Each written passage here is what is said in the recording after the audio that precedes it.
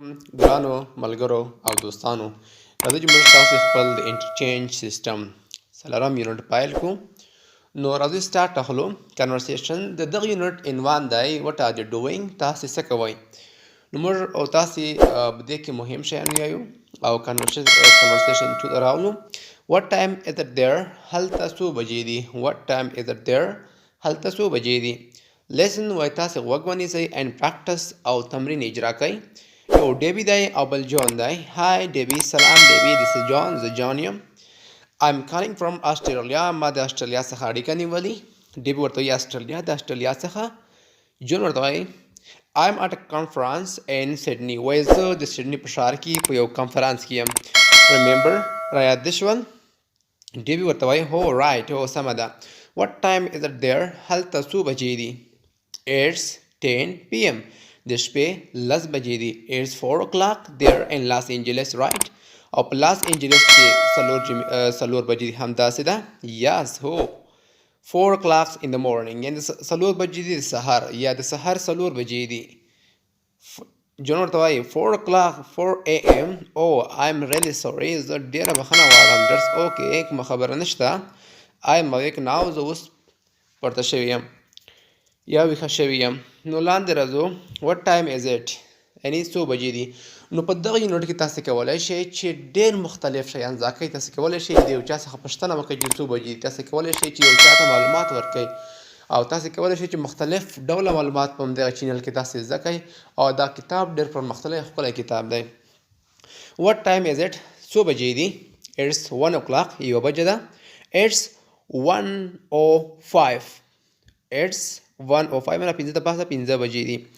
It's 5 after 1، 5 د پاسه یوه بجه ده.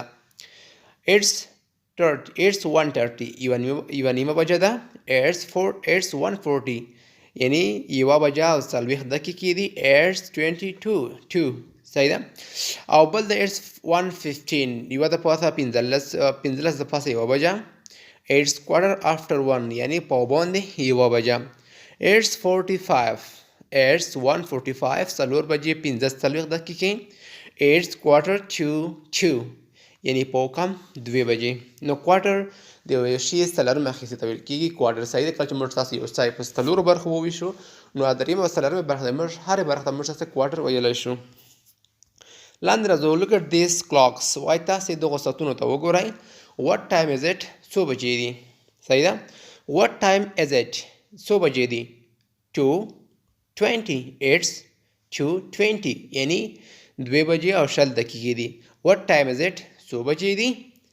نمبر 2 کلاک کې 6، it's 6:50، یعنی 10 کم 9 بجې دي. what time is it، نمبر 3 ته it's 8:45، یعنی 8 بجې 15 دقیقې دي. what time is it، it's 11:05، یعنی 15 د پاسه 11 بجې دي. دا دوه تاسې خپله ډک کړئ. نو لاندې راځو. AH AM or PM، ګوره AM د ورځې لپاره استعمالیږي او PM د شپې لپاره استعمالیږي. It's 7 o'clock in the morning، یعنې سهار 9 بجې دي. It's 7 AM. It's 12 o'clock، 12 بجې دي. It's یعنې it's noon یا غرمه ده. It's 4 o'clock in the afternoon، د ماسپښین 4 بجې دي. It's PM منه شپې ده، دا په شپه کې راځو. صحیح ده. It's 7 o'clock، 9 بجې دي. In the morning، د ماښام. In the evening، د ماښام. It's 7 PM. It's 10 o'clock at night، د شپې 10 بجې دي. صحیح ده. It's 10 PM. میډ نایټ ویل کېږي نیمه شپې ته. صحیح ده. تاسو هم دا ډول جملې جوړې کړئ. لاندې راځو. پیر ورک، جوړیز کار وکړئ. say each time a different way، وایي تاسې هر یو ساعت په مختلف ډول، هر یو وخت په مختلف ډول ووایئ. It's 9 o'clock in the evening، په ماښام کې 9 بجې دي. It's 8 o'clock in the morning، it's د سهار 8 بجې دي. It's 8 o'clock AM، صحیح ده. It's 12 o'clock at night، د شپې 12 بجې دي. It's 12 AM. It's 3 in the morning، سهار کې د ماسپښین 3 بجې دي. It's 3 PM.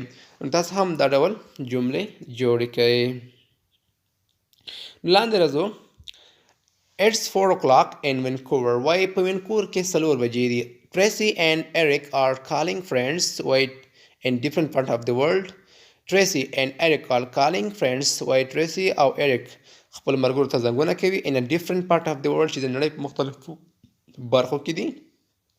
What time is it in these cities؟ وایي په دغو ښارونو کې څو بجې دي.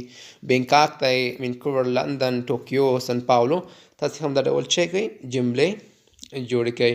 نو دا وه د نن ورځې خپرونه چې موږ تاسې ته وړاندې کړله. تاسې هڅه وکړئ چې د زما په چینل کې ګډون وکړئ او تر څو وکولی شئ په اسانۍ سره انګلیسي او مختلف شیان درسره زده کړئ. نو چې هر چېرته یاستئ د الله په امان ښاد و آباد واوسئ.